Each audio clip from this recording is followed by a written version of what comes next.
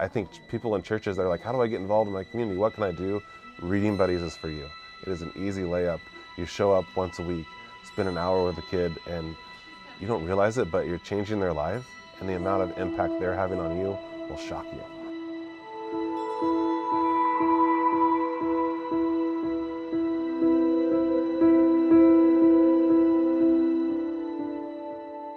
So Lebanon is a small town that is growing. We just have a lot of generational reciprocal poverty. Families that have been struggling through that for a long time. All the kids here, free and reduced lunch. The need, I think, is trying to come alongside people, schools, organizations that are already trying to serve those kids and recognizing, man, they are under-resourced and they need help. Most years we have over 200 kids in unsecured housing in this district. Some kids are couch surfing, some are at grandma's, some may be staying with a friend because mom and dad are in the car sleeping.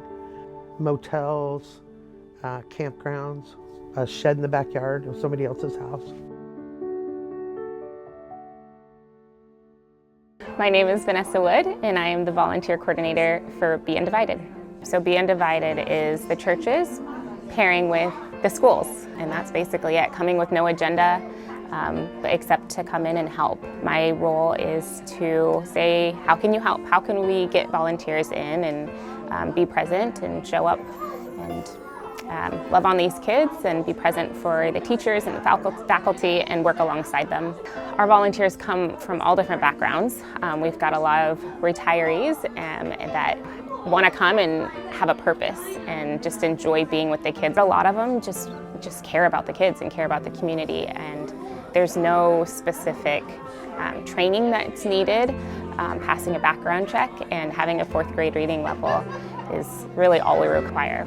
How do we get more volunteers from our community? And then they're like, does the faith community play a role in that? How do we get the churches on board with that? And so I went to multiple churches. They're like, hey guys, there is a need. How can we show up together and help serve these children, serve these schools? This year focusing mostly on literacy. If we can reach kids, 1st, 2nd grade, 3rd grade. I have volunteers that have come to me in tears, just expressing so much gratitude for being a part of this program.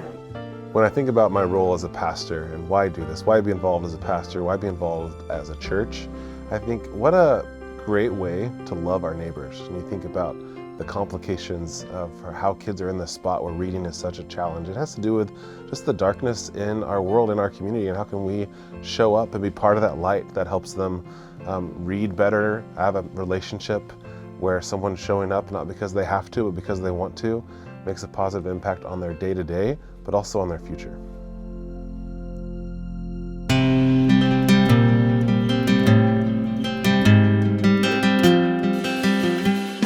I think about the verse where Jesus says the labor is plenty but the workers are few. These teachers are overworked and under-resourced.